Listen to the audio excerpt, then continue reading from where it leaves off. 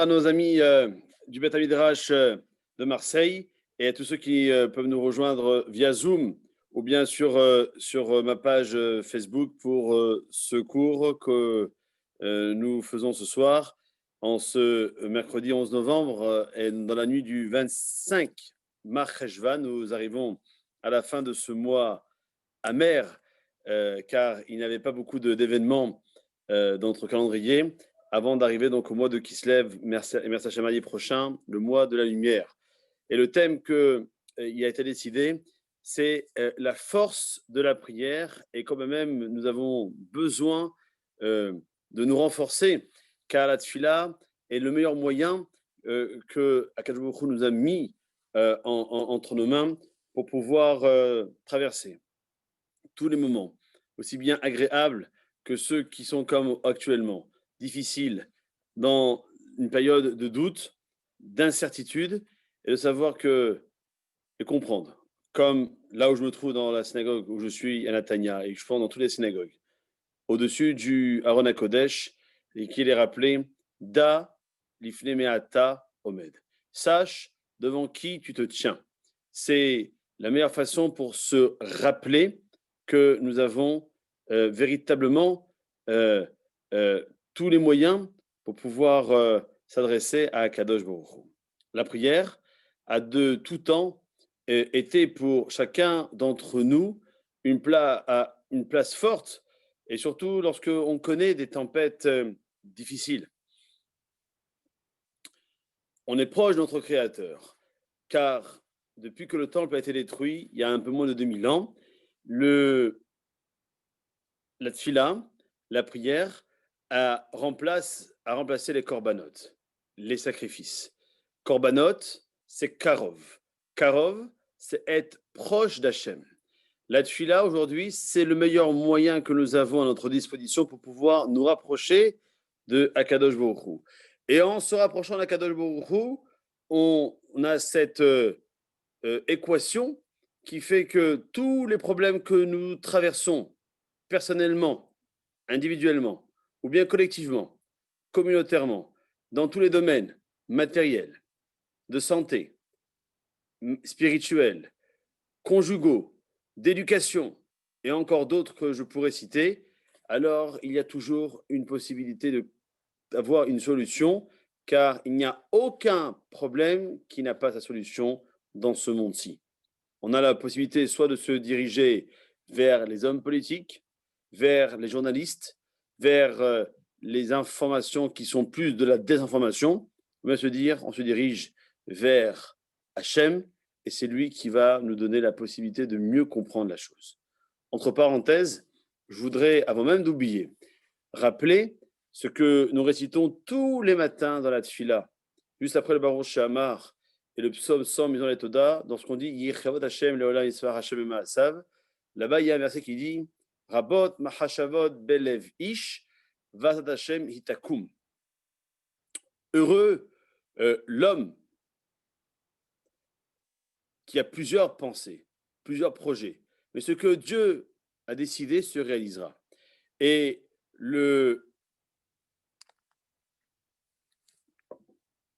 j'ai juste un problème avec mon Facebook parce que tout le monde me dit qu'on n'entend pas.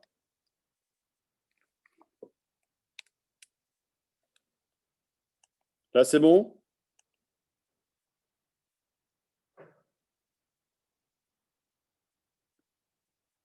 Oui, non? Pardon? Nous, on vous entend sur Zoom. Hein.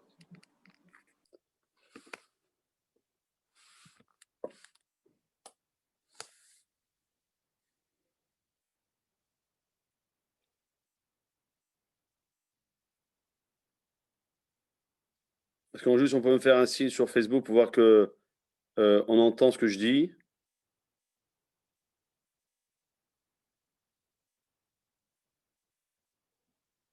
Là, sur le Zoom, c'est bon? Ça marche? Sur le Zoom, tout est bon. D'accord. Alors, donc, sur Zoom, c'est bon. Et sur Facebook, quelqu'un peut me répondre? Ou je continue?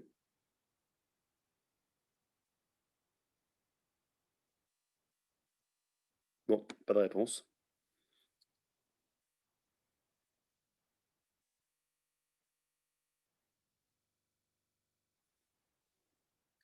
Attendez, juste 2 minutes. Je suis désolé de vous mettre en attente. Je vais interrompre ici et je vais recommencer la mise en marche pour que tout le monde puisse suivre.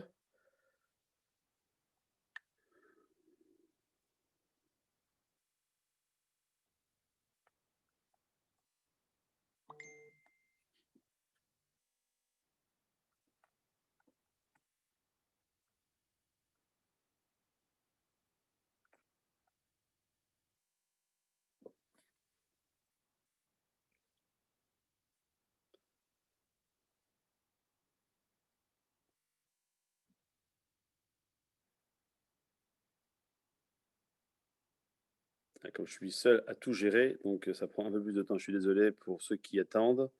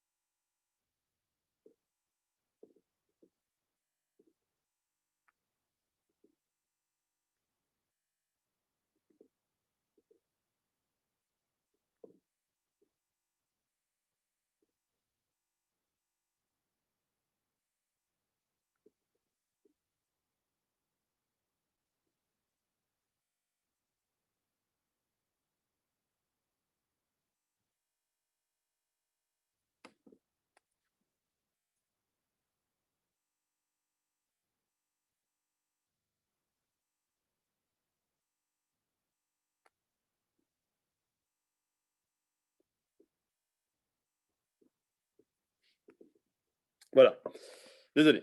Donc, je disais qu'on lit tous les matins dans la tfila, Rabod Mahashav Belevish, Vasad Hashem Itakum. L'homme a 1001 projets et ce que Dieu a décidé se réalisera. Le texte aurait pu dire Asad Hashem Takum. Le fait que le texte a employé le mot hi en plus de Asad Hashem, le mot hi est un pronom personnel, alors il remplace le mot Asad Hashem, et comme le mot Asad Hashem, il figure dans la phrase, donc on pourrait dire qu'il est superflu. Or, on sait très bien que dans toute la Torah, chaque mot, chaque lettre a son importance, et s'il y a des mots qui nous paraissent en plus inutiles, alors les Chachamim, ils ont donné des explications pour savoir qu'il n'y a rien qui est dû au hasard. Et le mot hi, dans la phrase Asad Hashem hi takum, hi, c'est he yud aleph. Et he yud aleph, ce sont les initiales de aleph im, si, yud yirtse et he Hashem, si Dieu veut. Donc c'est lorsque je prie à Kadosh Baruch Hu, en lui demandant de l'intelligence, de la refoua, de la guérison, de la parnassa, de la subsistance, et tous autres éléments qui font pour ma vie personnelle et ma vie collective, la possibilité de comprendre que Hachem, lui, c'est lui qui a décidé dans son plan divin que ça arrivera à un moment bien précis. D'ailleurs, le Rambam, Maïmonide écrira dans Ilchot Isodei Torah au chapitre 10, halakha 5, que les événements heureux, ils doivent se dérouler tôt ou tard. Donc la venue du Mashiach, qui est l'événement heureux qu'on attend tous, il doit se dérouler à un moment ou à un autre. On ne sait pas quand, on a des signes annonciateurs de sa venue imminente, mais personne n'a le droit de s'engager à donner une date. Comme certains, malheureusement, ont pensé que lorsqu'on a été confiné, aussi bien en Israël ici qu'en France, et sûrement ailleurs, à Pessah, que puisqu'on est confiné, c'est que à Pessah, c'est que Mashiach va venir. Il aurait pu venir, et il n'est pas venu. Pourquoi? Je ne sais pas, et ce n'est pas le sujet de ce soir, mais je suis certain qu'on ne doit jamais désespérer. Quand même, ma Rambam rajoutera à la fin que par contre les événements malheureux, c'est pas qu'ils doivent se dérouler, c'est qu'ils peuvent se dérouler comme ils peuvent ne pas se dérouler.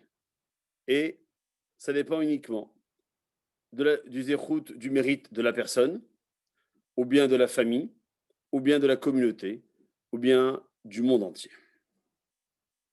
Donc, en faisant la tfila, qui remplace les korbanot des sacrifices, on se rapproche d'Hachem. Et donc, lorsque je viens, ce n'est pas uniquement que pour énoncer tous mes problèmes à Hachem et pour qu'il m'apporte une solution, c'est déjà établir un contact avec lui. Car Hachem, le Créateur, sait de façon certaine que ceux qui prient avec kavana, avec sérieux, ne sont jamais déçus. Le Zohar Kadosh rappellera cette phrase excessivement forte, importante et profonde, Tefila beli kavana, kegufa bela nishmata, que une prière sans kavana, c'est comme un corps sans âme, donc un corps mort. Une tefila faite par robotisation est une tefila, mais il manque quelque chose d'important à notre tefila. Et pourquoi on n'est pas déçu lorsqu'on prie avec sérieux? Parce qu'on voit la main d'Hachem dans chaque événement, que la miséricorde d'Akadosh Baruch Hu, elle est présente, et que tout ce que l'on veut, tout ce que l'on demande, arrivera à bon port, et autant que pas que nous souhaitons, que nous voulons, mais que lui, en tant que patron, a dit c'est à ce moment-là qu'il faut, et pas avant, et pas plus tard. C'est ce que dira le Chafetz Chaim. Chafetz Chaim, Rabbi Israël Cohen Miradin, qui est décédé quelques années avant la Seconde Guerre mondiale, et qui a dit que ça soit ta volonté à Kadosh Baruch Hu, que par le mérite des Teilim, que tu sois, toi, Hachem, rempli de rachamim, de miséricorde, aussi bien pour tout le Ham Israël, et en particulier pour tous nos frères qui ne sont pas dans le chemin de la Torah. Et donc, ça veut dire que par la force de la foi, de la confiance en Hachem, alors tout mauvais décret peut être annulé. Rappelons-nous qu'il y a maintenant quasiment 2 mois, puisque j'ai dit tout à l'heure que Rosh Chodesh qui se lève, c'est dans quelques jours, donc il y a 2 mois, Rosh Chodesh Tishri, donc Rosh Hashanah, nous avons prié, dans des conditions certes différentes des autres années. Nous avons demandé pardon à Hachem. Nous sommes engagés à faire en sorte que cette nouvelle année soit différente, non pas à travers le Covid, qu'on demande à Kadosh Baruch Hu qu'il disparaisse rapidement, mais que notre façon de vivre, notre façon de servir à Kadosh Baruch Hu, notre façon d'avoir des relations avec l'autre soit le mieux possible. Et donc,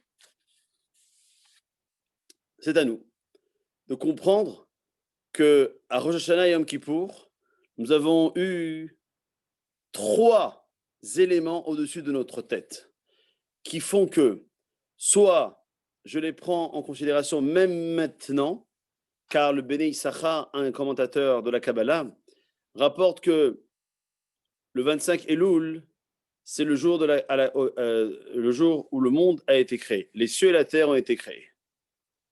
Et comme chaque femme enceinte, on va attendre qu'il y ait 3 mois pour annoncer sa grossesse. Si je fais 25 Elul plus 3 mois, j'arrive au 25 qui se lève, qui est la date de la fête de Hanouka. Et c'est là que pendant ces 3 mois-là, je ne dois pas rester inactif. Pas parce que Rosh Hashanah est passé, que je dis, bon, ça y est, maintenant, c'est entre les mains d'Hachem. C'est pas parce que qui pourrait passer que c'est entre les mains d'Hachem. Parce que Hoshana Rabbah, qui fait suite à Sukkot et qui est le dernier moment où Hachem peut revoir sa copie pour nous, que c'est entre les mains d'Hachem. Car comme je dis il y a 2 jours dans le cours que je fais ici tout le lundi soir, sur le principe de la Emouna, qu'il est marqué dans la Gemara, dans Brachot, Daf Lamed He page 35. Akol bidei shamayim, chutz meirat shamayim. Que tout est entre les mains d'Hachem, sauf la crainte d'Hachem. Et en vérité, en lisant comme ça, on fait une erreur monumentale, fondamentale et totale. Par contre, la bonne et la seule et vraie lecture que les Chachamim nous invitent à avoir, c'est de lire la phrase dans l'autre sens. Ça veut dire que Chutz mirat shamayim, à part la crainte d'Hachem, donc à part le fait de choisir, de décider d'être dans le chemin de la Torah, à part ça, tout est entre les mains d'Hachem. Ce que Hachem nous a laissé comme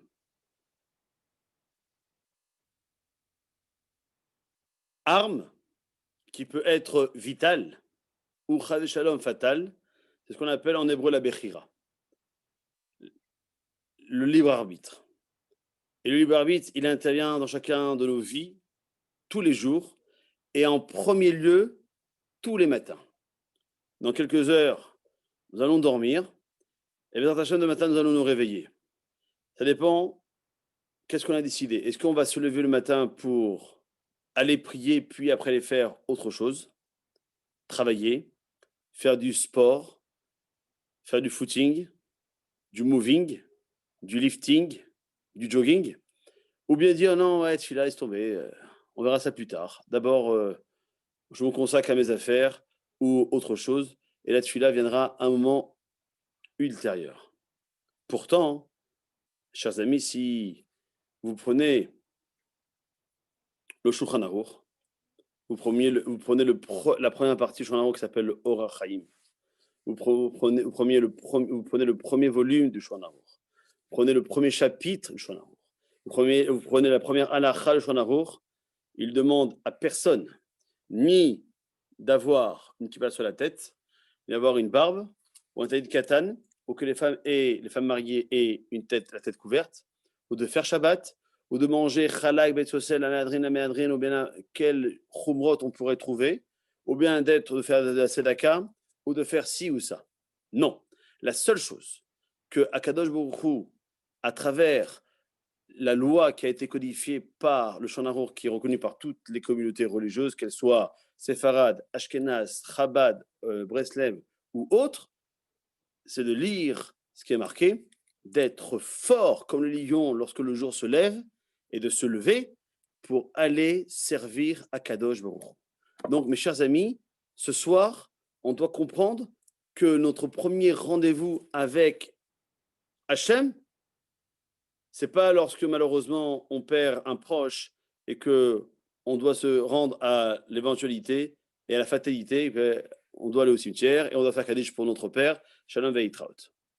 Ou bien Baruch Hashem qui a une bar mitzvah, alors on va faire l'effort de venir.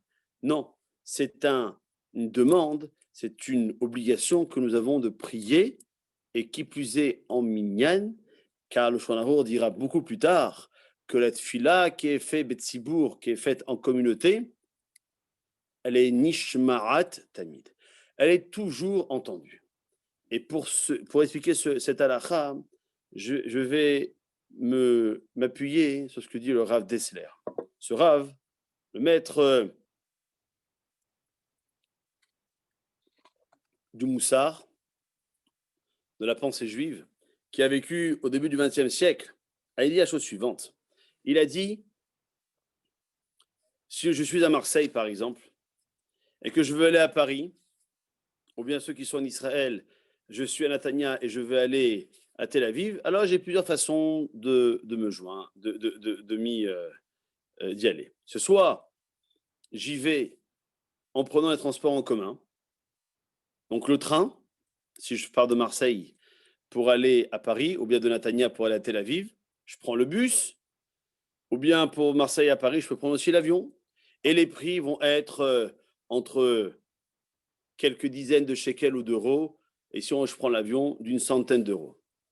Mais si je prends la voiture et que je veux faire un Marseille-Paris, alors il faut inclure les 200, je sais pas, j'ai oublié combien, parce que depuis 2 ans que je suis en Israël, j'ai oublié, on va dire 200 euros ou bien 100 euros d'essence, plus l'amortissement du moteur, plus l'usage des freins et des pneus, plus l'assurance, plus la fatigue. Donc, je vais être à un prix beaucoup plus fort que les 20 euros de train avec Ouigo ou les 100 € avec la navette de Air France pour rejoindre Marseille à Paris. C'est ce que dit le Rav Dessler. Il dit, oui, j'ai l'obligation de prier, ça, personne ne peut contester cela. Après, on peut jouer la fainéantise et dire, bah, ok, mais je vais prier chez moi, c'est plus simple. Mais en priant tout seul, si je veux que ma prière soit agréée par Hachem, eh bien Hachem, il va prendre mon dossier de Ilan Fitossi, et dire, tu veux ça? Eh ben on va ouvrir. Et puis lorsqu'on va voir le nombre de fautes et le nombre de misotes, eh ben il dira, je veux bien, mais ce que je vais te retirer comme mérite maintenant, ça sera moins arrivé à 120 ans là-haut. Alors que si je prie en minyan, alors il n'y a pas besoin de prendre le dossier d'un tel. Puisque lorsque je forme un minyan minimum 10 hommes juifs qui ont minimum 13 ans, de façon obligatoire, automatique, la Shekhinah, la présence divine, s'installe en nous et que Hachem est là. Hachem, il est proche de nous.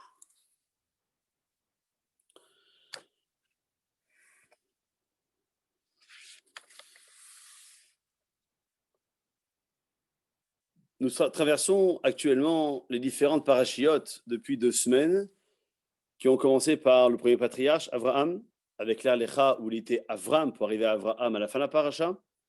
La paracha de la semaine dernière, Vayira, où elle a terminé par le sacrifice d'Israël, où là-bas c'est marqué Vayashkem Avraham Baboker, Abraham s'est levé le matin, et c'est une référence que la Gemara rapporte dans Maseret Brachot, page 26, que c'est là où on apprend qu'Abraham a institué la prière de Shacharit le matin. Et Abraham, deuxième lettre, c'est un bête comme Boker, le matin. La paracha qu'on lira la semaine prochaine, Toldot, nous dira dans Chaye Sarah, cette semaine, que Israël est sorti du champ pour prier, dès que le soleil s'est couché. Pour montrer que c'est Israël qui a institué la tefila de Minha.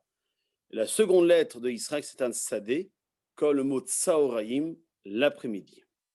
Enfin, dans 2 semaines, la paracha de Vayetse nous dira Vaïvga Yaakov Bamakom, que Yaakov il a atteint un endroit, et le fait d'utiliser le mot Vaïvga, atteindre, donne cette définition aussi, que c'est aussi le langage de la tefila, et c'est Yaakov qui a institué la prière de Harvit, la prière du soir. La seconde lettre de Yaakov, c'est un Ayin, comme Erev, le soir. Pour nous donner la possibilité de comprendre que lorsque tous les matins, tous les après-midi, tous les soirs, que ce soit en semaine, le Shabbat, Chol HaMoed, Yom Tov, Rosh Chodesh, jour de Ta'anit, Hanouka, Purim ou Tisha B'Av, nous faisons toujours la même Amida, en tout cas pour les 3 premières Berachot et 3 dernières Berachot de l'Amida. Et la première bracha qui est la plus importante pour laquelle le Shulchan Aruch rapporte qu'il faut se concentrer, sinon on a un problème, savoir si on doit répéter ou pas l'Amida. Le Shulchan Aruch rapporte que cette première beracha, c'est la prière, la bracha essentielle. Que dit-elle? Eloké Avraham, Eloké Israël, Eloké Yaakov. Donc je demande à Kadosh Baruch Hu de nous rappeler qu'il est le Dieu d'Avraham, de Israël et le Dieu de Yaakov. Et pourquoi se rappeler de Avraham, de Israël et de Yaakov? On ne les a pas connus et pourtant on est fidèle à leur façon de vivre. Car lorsque un rabbin ou un chazan, un ministre officiant, bénit une personne ou bénit la communauté, par quoi on commence? Mishberach avotenu Avraham, Isaac, Yaakov. On savait qu'Avraham et Yaakov sont les éléments fondamentaux de la Torah et de la vie juive. Et c'est ce que nous rapportera le Pirkei Avot, au chapitre numéro 1, dans la Mishnah numéro 2, que lorsque Shimon HaTzadik disait que le monde est basé sur 3 éléments, qui sont la Torah, l'étude de la Torah, la Avoda, la Tfila, la prière, et le Chesed, faire du bien. Ces 3 éléments sont en parallèle avec les 3 patriarches. Les 3 patriarches, c'est la Torah, c'est Yaakov, parce que Yaakov, comme on le dira la semaine prochaine à la paracha de Toldot, il est Ishtam Yoshev Ohalim, c'est un homme qui est intègre, qui s'assoit dans les tentes et qui étudie la Torah. La avoda, c'est Israq à travers la tfila. Et le chesed, c'est Abraham. Et donc, de ce fait, on ne peut pas vivre un seul instant. On est mercredi soir, je ne sais pas quelle heure il est, parce que je n'ai pas de montre à mon poignet, mais qu'il soit 10 heures en Israël ou 21 heures en France, puisque le monde continue à exister, puisque je vous parle et vous m'écoutez, le monde continue à tourner, c'est qu'à travers le monde entier, et à travers, entre autres, le Beth Midrash de Marseille, que nous puissions réunir des personnes, je ne sais pas combien, je ne compte pas, mais c'est la possibilité de comprendre que le Limoud Torah, nous donne la possibilité de comprendre que nous avons des choses à faire dans ce monde. On n'a pas besoin d'être un grand sadique, d'être un prophète, d'être un grand rabbin. Il suffit juste d'être un juif et ça suffirait largement. Et pour comprendre ce que je dis, je voudrais vous raconter 3 histoires que peut-être vous connaissez, que mon maître, Rashi Truk Zichrono Livracha, nous racontait souvent, mais qui sont merveilleuses, mignonnes, et je pense remplies de messages.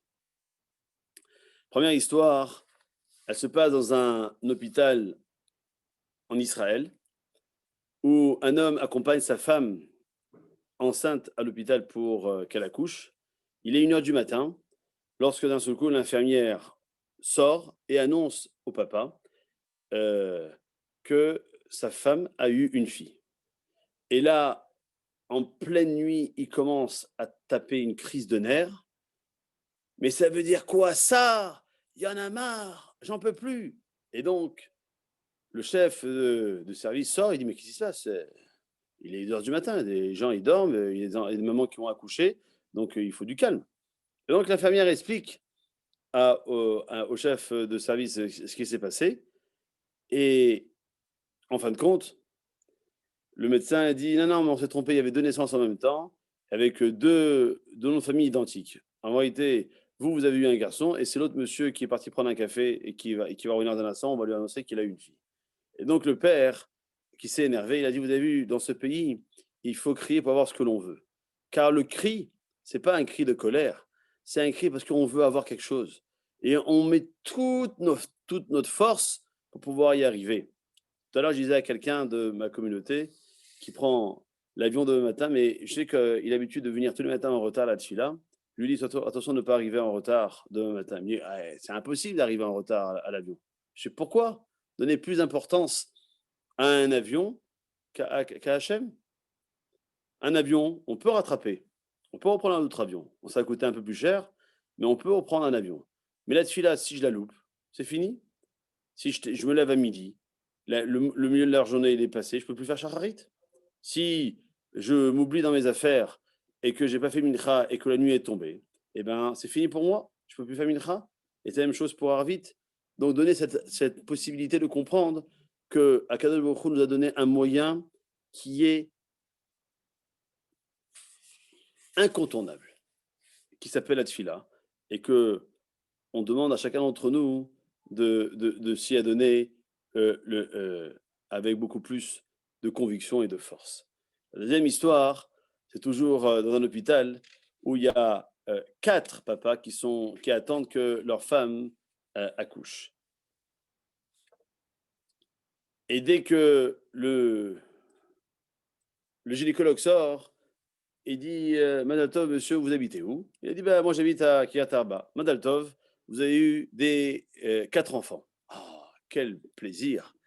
Parti voir le deuxième parent, papa, il lui a dit où habitez-vous? Moi j'habite à Beersheba. Madal Tov, vous avez eu 7 enfants. Il est arrivé au troisième papa, il dit vous habitez-vous? Moi j'habite à Kiryat Shmona. Madal Tov, vous avez eu 8 enfants. Quatrième papa, il a pris la fuite et dit non, moi j'habite à Mea Sharim, je ne veux pas avoir une colonie. Pour savoir que lorsqu'on n'a pas d'enfants, on en veut. Et lorsqu'on en a, eh ben, on ne sait pas si c'est la meilleure des choses. Pourtant, c'est la première mitzvah que Akadosh Baruch Hu a donnée, à savoir qu'on doit croître et multiplier. Et que nous devons utiliser notre âme qui s'appelle la tfila, pour lequel le roi David a écrit dans le Télim 149, Cherev pifiyot be'adam. C'est une arme à double tranchant pour nous. Et donc, ce fait, ça veut dire que véritablement, on a la possibilité de comprendre que Akadosh Baruch Hu nous donne un moyen qui est extraordinaire. Et c'est grâce à ce moyen-là que Akadosh Baruch Hu va nous faire traverser toute notre vie, jusqu'à nos 120 ans, pour faire ce qu'on a à faire. Et c'est ça le premier message que je voulais nous donner aujourd'hui. Le deuxième message, il est que Akadosh Baruch Hu, il aime les tfilotes de tous les juifs. Chez Akadosh Baruch Hu, il n'y a pas de Rechaïm. Il n'y a que malheureusement les gens mal intentionnés qui veulent juger chacun parce qu'il n'a pas fait ci, il n'a pas fait ça. Alors que nous avons un devoir, si on veut juger, de juger favorablement. Mais Hachem nous prend tous, sans aucune arrière-pensée, si je peux m'exprimer ainsi, comme des tzadikim. Nous sommes ses enfants, il est notre Père. Et on le dit dans la tefila de tous les matins. Après le Shema Israël, on dit Ezra Tavotenu. On rappelle les miracles accomplis par Akadosh Baruch Hu à l'époque de nos ancêtres, lors de la sortie d'Égypte, et jusqu'au passage de la mer Rouge. Et le Chazam Sofer explique que Akadosh Baruch Hu, il aide les malheureux. Mais aux enfants d'Israël, qui est son peuple, il ne répond que si les bénis Israël prient vers Hachem. Car Hachem, il veut. Et il n'attend que ça, que notre filote. Et c'est une question qui s'est répétée pour Sarah Imenu il y a 2 semaines, pour Rivka la semaine prochaine, et pour Léa dans 2 semaines. Pourquoi Akadosh Baruch Hu, il a fait les matriarches stériles? Pardon, pas Léa, Rachel. Pourquoi? Parce qu'Akadosh Baruch Hu, il ne veut que ça. La prière des tzadikim. Dans la paracha de Bereshit, première paracha de la Torah, il y a une contradiction apparente concernant le jour de la production des végétaux. Est-ce qu'elle a eu lieu le 3e jour ou le 6e jour? Car le texte dit qu'au 3e jour de la création, que la terre soit couverte de verdure. Au 6e jour, c'est marqué « Aucun produit des champs ne paraissait encore sur la terre ». Et Rashi explique que lorsque Akadosh Baruch Hu a dit que le 3e jour, la terre soit couverte de verdure, cela ne signifie pas qu'elle a poussé au-dessus du sol, ça veut dire qu'elle est restée enfouie sous la terre jusqu'au 6e jour. Car Hachem n'avait pas fait descendre de pluie sur terre. Pourquoi? Parce que Hachem, il attendait que l'homme arrive, que l'homme reconnaisse que les pluies sont nécessaires au monde et que l'homme prie pour ces pluies. Et nous récitons non seulement depuis Simchat Torah à travers les communautés du monde entier la mention uniquement qu'Akadosh Baruch Hu, c'est lui qui est Mashiva Ruach Umod HaGeshem, que depuis maintenant 3 semaines en Israël, nous sommes passés à Barech Aleinu, qu'en dehors d'Eretz Israël, ça sera dans la nuit du 4 au 5 décembre. Pour là, ce sera pour demander la pluie. Car c'est seulement alors que les pluies tombent que les arbres et les végétaux vont se mettre à pousser. Donc ça veut dire que sans la tfila, sans la prière, rien ne pousse. Et depuis le début, Hachem, il a voulu que l'on prie pour obtenir nos besoins. Qu'est-ce qu'a fait Hachem? Il fait en sorte que l'homme ait des besoins et des manques pour l'amener à se tourner vers lui à travers la prière. Et ceci, c'est aussi bien pour le bien de l'homme qui s'attachera à Dieu et aussi pour se tourner uniquement vers Hachem. Car l'attachement à Hachem, c'est le but de l'existence. Comme le dit le Rambam, Et le Ramchal, le Rabbi Moshe Chaim Luzzatto, il écrit que c'est la source du vrai bonheur. Donc nos besoins sont un moyen pour nous conduire à se rapprocher de Hachem par la prière, ce qui est le véritable but. Une des punitions du serpent, c'est qu'il a dû se nourrir de poussière toute sa vie. Cette punition, elle est à première vue étonnante car il y a partout de la poussière. Et le serpent peut donc toujours se nourrir sans crainte. On dirait même que c'est une bénédiction. Les Chachamim expliquent qu'ayant été puni de manger de la poussière, qui se trouve partout facilement, le serpent ne se tourne jamais en prière envers Hachem. Ça constitue la pire, chers amis, la pire des malédictions, celle du refus d'Hachem que le serpent s'attache à lui. Et par opposition, Hachem, il aime la prière de son peuple. Parce que c'est grâce à notre filote, chers amis, qu'on s'attache à Hachem, qui est notre source du bonheur véritable, pour reprendre l'expression du Ramchal. Et donc, Hachem, il désire la prière de chacun d'entre nous, afin que non seulement on s'attache à lui, mais aussi qu'on se délecte de sa proximité et de sa présence.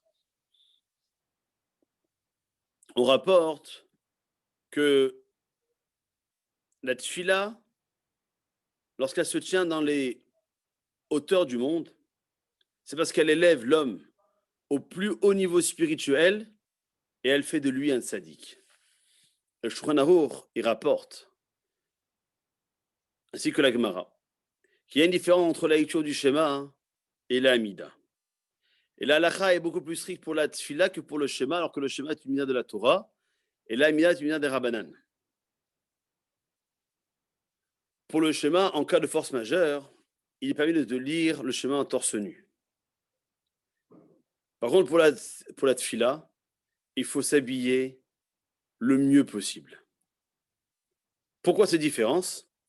Parce que, comme dit Rashi dans la Gemara, sur place, pendant la prière, il faut, comme je disais tout à l'heure, il faut ressentir qu'on est debout devant Hachem,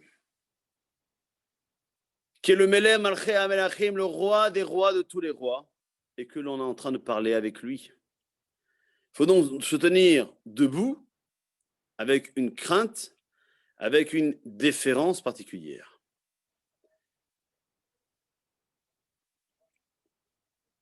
Yaakov Avinu, ça sera la prochaine parasha de Toldot, il a acquis le droit d'aînesse en l'achetant de son frère Esav contre un plat de lentilles. Avant cela, Yaakov Avinu, il priait et il demandait à Hachem de lui donner le mérite d'acquérir le droit d'aînesse. Et par la suite, Hachem lui a permis de l'acheter. Léa, notre matriarche, lorsqu'elle a entendu qu'elle était destinée à Esav, elle a commencé à pleurer, à supplier à Kadosh Baruch Hu de ne pas tomber entre ses mains. Et en fin de compte, elle a été la première à se marier avec Yaakov Avinu. Yosef HaSadik, lorsqu'il a servi Potiphar, il a prié Hachem de le faire réussir. Et c'est ce que dit le Midrash Tanchuma dans la paracha de Vayeshev. Que lorsque Yosef il est rentré pour servir Potiphar, il a murmuré et il a dit « Ribono shel olam, maître du monde, tu es celui en qui j'ai confiance, tu es mon patron, donne-moi, je t'en prie, en grâce de la bonté et de la miséricorde, à tes yeux, aux yeux de tous ceux qui me voient, ainsi qu'aux yeux de Potiphar, mon maître. » Et Potiphar lui a dit alors, « Qu'est-ce que tu murmures? Peut-être tu es en train de me faire de la sorcellerie. » Et Yosef a répondu, « Non, je prie mon Créateur de me faire trouver grâce à tes yeux. » Par la suite, le texte dit que Hachem, il était avec Yosef et il est devenu un homme qui a réussi et il était dans la maison de son maître l'Égyptien. Son maître a vu que Dieu était avec lui et tout ce qu'il entreprenait, Hachem le faisait réussir dans sa main. Et Yosef a trouvé grâce à ses yeux. Seul Akadosh Baruch Hu peut donner la réussite. Mais la prière est indispensable. Sans elle, l'homme pense que les choses viennent par hasard. Mais il oublie, ou bien l'homme n'est pas conscient, que la cause des causes, c'est l'Éternel. C'est lui qui dirige tous les événements de la vie. Il utilise uniquement des messagers pour que sa volonté se réalise. Le hasard, chez nous, n'existe pas. En mazal le Israël, Gemara, Masechet, Shabbat, page 127. Dans la paracha qui clôturera le livre de Bereshit, Vayechi, on rapporte que c'est Yaakov qui est en train de se rapprocher de la mort, et que Yosef demande à son père de bénir ses enfants. Et l'Esprit divin va quitter Yaakov, car il a vu que certains mécréants en sortiraient. Et donc, au début, il s'abstient de bénir Ephraïm et Ménaché. Et lorsque Yosef, il a vu cela, il a demandé à Hachem sa miséricorde. Il a dit, Ribbono shel olam, maître du monde, s'ils sont aptes à être bénis, ne peuvent pas revenir avec la honte aujourd'hui. Que Yaakov, Avinu, mon père, les bénisse. Et immédiatement, Akadosh Baruch Hu a introduit chez Yaakov le roi HaKodesh, l'esprit prophétique, et Yaakov les a bénis. On voit bien que la prière, pour chaque chose, est un tsinor, un tuyau, un canal indispensable par lequel Akadosh Baruch Hu fait venir la bracha. Dans le Talmud, Masechet Choulin, page 60, on nous raconte que Rav Nachman Bar Papa, il avait un jardin. Il a dispersé des graines et rien n'a poussé. Il a demandé alors à Hachem d'avoir pitié de lui. Hachem a envoyé la pluie et ça a poussé. Parfois, il y a des choses qui sont prêtes pour nous, mais Hachem attend que l'on prie pour qu'il nous les donne. C'est ce que dira le Teilim, un des plus beaux Teilim du roi David, le psaume 27, qu'on récite surtout entre Rosh Chodesh Elul et Hoshana Rabbah à la fin de Shacharit. Et David, Hachem Orive Ishim Meira.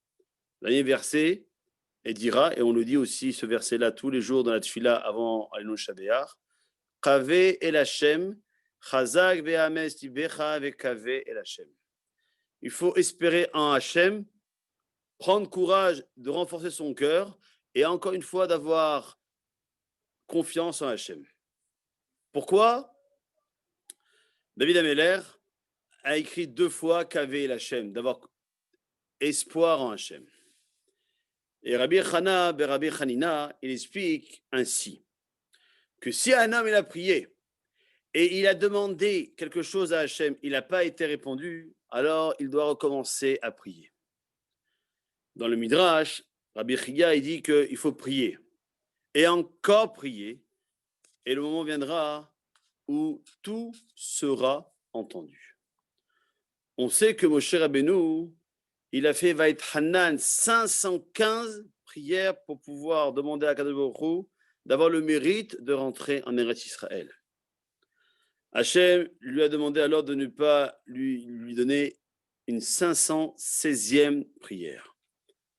Car si il la faisait, Hachem aurait dû l'exaucer et l'y faire rentrer.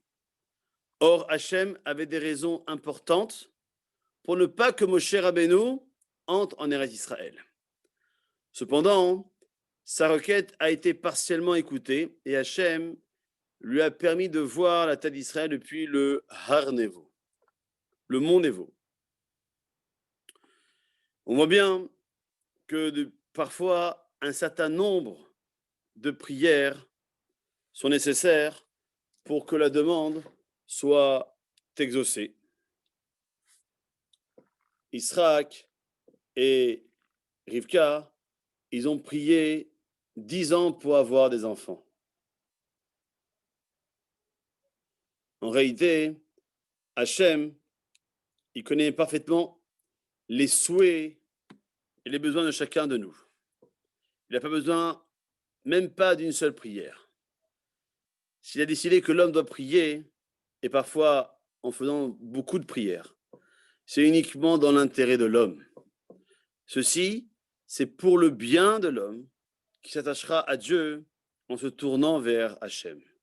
L'attachement à Dieu, c'est le but de l'existence. Et donc, c'est comme ça que le Or HaChaim explique que chaque fois que l'on s'adresse à Akadosh Baruch Hu, cela renforce notre foi et élève notre âme. Et le Chazon Ish, dont c'était là il y a quelques jours, il enseigne qu'il est indispensable de s'adresser à Dieu pour chacun de nos besoins. De cette façon, on prend conscience que lui seul dirige l'univers et tous les éléments. Et donc, on peut acquérir une foi palpable de la providence divine.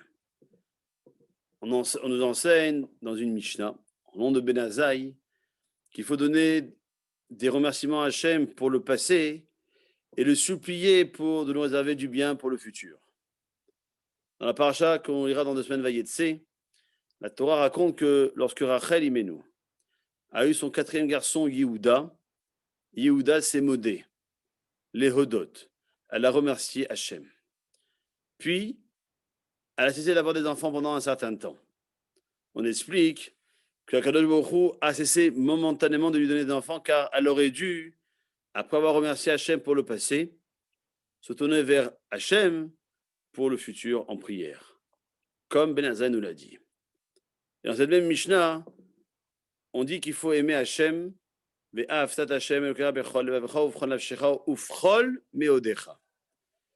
des explications, c'est qu'il faut toujours remercier Hachem, aussi bien quand il nous envoie des choses désagréables que lorsqu'elles sont agréables.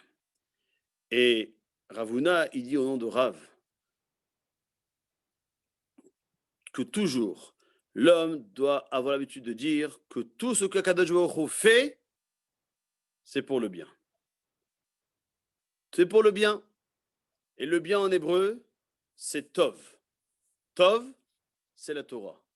Donc, on se doit, la tefila, même si c'est notre thème de ce soir, on doit aussi rappeler que c'est grâce à l'étude de la Torah qu'on comprend mieux ce que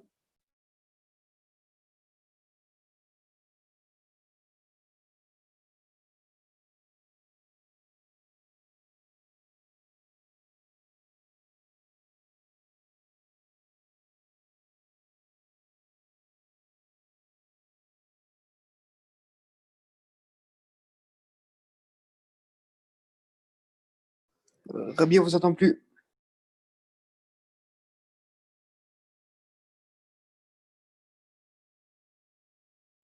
Rabbi, que la tefila, pour qu'elle soit véritablement valable, on doit prononcer les mots. On doit dire les mots. On ne peut pas faire la tefila en lisant des yeux. On doit entendre ce que l'on prononce, car c'est cet élément-là qui fait que lorsque on arrivera à la fin de nos demandes à l'Amida, car tu écoutes la prière de chaque bouche, bouche, le mot bouche, qui se dit en hébreu P, qui s'écrit P-He-He, valeur numérique 85, ce sont la même valeur numérique que le mot Mila, qui est la brite qu'Abraham a contractée avec Akadosh Baruch Hu pour toutes les générations jusqu'à aujourd'hui et ce jusqu'à la fin des temps. Pour montrer que nous avons besoin de rentrer dans cette brite Mila d'Abraham Avinu pour pouvoir prier à Akadosh Baruch Hu et faire en sorte que tous nos rendez-vous au nombre de 3, Shacharit, Mincha et Arvit, permettront de mieux comprendre cela. Je terminerai avec cette belle histoire que malheureusement, une fois, il y avait un couple qui avait du mal à avoir des enfants. Alors, il est parti voir le rav de la communauté Et le Rav a dit, il y a une ségoula qui consiste à aller voir tel chacham sur son kever, sur son tombeau, d'allumer une bougie. Bézrat Hashem, vous verrez que dans un an, vous aurez un enfant. Le couple exécute, il se dirige vers le kever du chacham en question, et puis les années passent. Et puis pour être bien placé pour vous le dire, c'est que généralement on dérange toujours le rabbin lorsque ça va mal, et lorsque ça va bien, on l'oublie. Et le rabbin, quelques années après, il a un déclic. Il dit, je ne comprends pas. J'ai plus de nouvelles de ce couple-là. Il dit, bah, je vais aller les voir pour voir comment ça se passe chez eux. Et lorsque il arrive à la maison de ce couple-là, il voit une femme enceinte avec 2 bébés dans les bras. Et dans le jardin, il y a 2 filles qui jouent à la balançoire et 5 garçons qui jouent au foot. Alors il dit, vous êtes bien Madame Intel? Oui. Vous êtes bien venue il y a quelques années me voir pour ce que vous n'avez pas d'enfants? Oui. Il me dit, tout ça, c'est vos enfants? Il me dit, oui, tout à fait. Bon, Hachem, on a oublié de vous remercier pour la ségoula. Elle a marché à merveille. Il me dit, dites-moi, je peux savoir, il est où votre mari? Mon mari, il est parti sur le tombeau du chacham en question pour éteindre la bougie. Pour dire que véritablement, c'est sûr et certain que lorsqu'on veut quelque chose, alors Hachem, il nous donne la possibilité de pouvoir y arriver. Il ne faut pas oublier non seulement de dire merci et de dire que maintenant, ce que j'ai, c'est un cadeau qu'Hachem me donne. Hachem, il me le donne et à un moment, Hachem, il me le reprendra. Entre le moment où il le donne, Nathan, et au moment où il l'acquiert, il le reprendra, il y a cette durée qu'on ne connaît pas.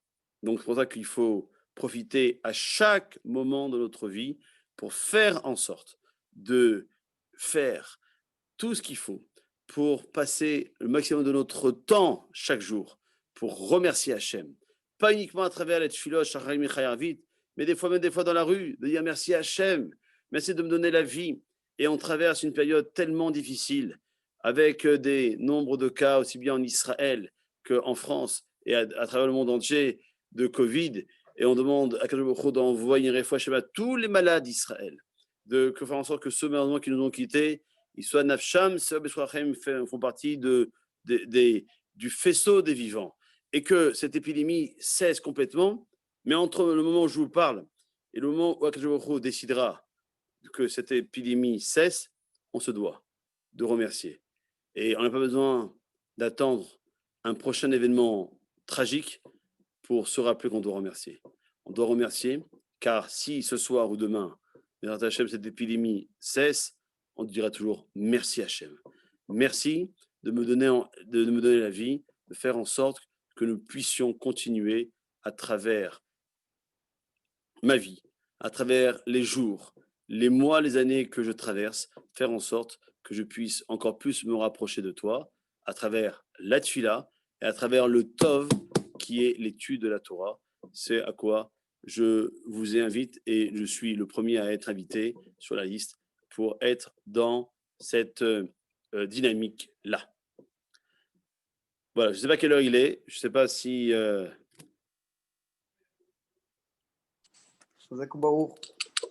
Magnifique. Par contre, j'entends rien. Si quelqu'un me parle, j'entends rien. Vous m'entendez là? Très